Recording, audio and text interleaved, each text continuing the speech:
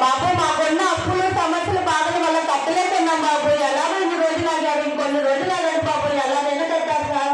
ఎలాగోలాగా నా అప్పు కట్టాలంటున్నావుగా? అవును బాబు. నా దగ్గర అప్పు కట్టే ఉపాయం ఒకటి ఉంది, చెప్పమంటావా? ఏంటి బాబు? మీ కాడ అప్పు కట్టే ఉపాయం ఉందా? అదేంటో చెప్పు బాబు. మరి ఏమీ లేదమ్మా, పక్క వీధిలో సుబ్బారావు గారు ఉన్నారు కదా, ఉన్నారు. వాళ్ళ అబ్బాయికి చాలా రోజుల నుంచి పెళ్లి కావట్లేదంట. అవును. ఆ అబ్బాయి స్కూల్లో మీ అమ్మాయిని చూశాడంట. అవునా? పెళ్లి చేసుకుంటే మీ అమ్మాయినే చేసుకుంటారంటున్నాడు. ఇప్పుడు కనుక మీరు మీ అమ్మాయికి పెళ్లి చేస్తే మీ అప్పులన్నీ ఆయనే కట్టేస్తాడు. పైగా 2 లక్షల మీరు వ్యాపారం పెట్టుకోవడానికి డబ్బులు కూడా ఇస్తాడు. పెళ్లి చేసేయమ్మా. సరే బాబు, మీరు చెప్తున్నారు కదా, పెద్ద వయసు అయినా చేసేస్తాము. తొందరగా చేసేసి నా అప్పు కట్టేయండి. ఓకే బాబు. అలాగా వడ్డీ వ్యాపారి వాళ్ళకి చెప్పెళ్ళాడు. అయితే వాళ్ళ ఆయన రామయ్య ఇంటికి వస్తున్నాడు, అక్కడ ఏం చెప్తుంది చూద్దాం. కాంతం, నా సూర్య కాంతం, ఇంట్లో ఉన్నావా? ఇంట్లోనే ఉన్నానండి. ఏంటి అంత బాధపడుతున్నావు, నీరసంగా ఉన్నావు? ఏంటి కాంతం? వడ్డీ వ్యాపారి వచ్చి అప్పు డబ్బులు కట్టమని చాలా గొడవ చేశాడండి.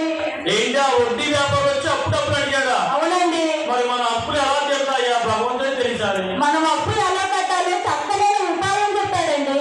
మనం అప్పు తీరే మార్గం చెప్పాడా? అవును. అది ఎలాగా?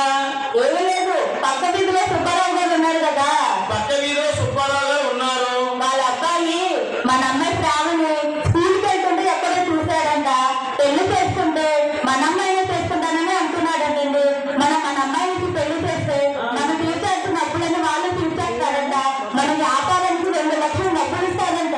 ఏంటి కాంతం, మన అమ్మాయిని సుబ్బారావు గారు అబ్బాయికి ఇచ్చి పెళ్లి చేస్తే ఇటు మన అప్పులు తీర్చేస్తారంట. అవును. మనం వ్యాపారం చేసుకుంటే డబ్బులు కూడా ఇస్తారా? అవునండి. అయినా అబ్బాయి వయసు చాలా పెద్ద వయసు, అవునండి. మన అమ్మాయి వయసు చాలా చిన్న వయసు. అవును. ఇది ఎలా జరుగుతుంది కాంతం?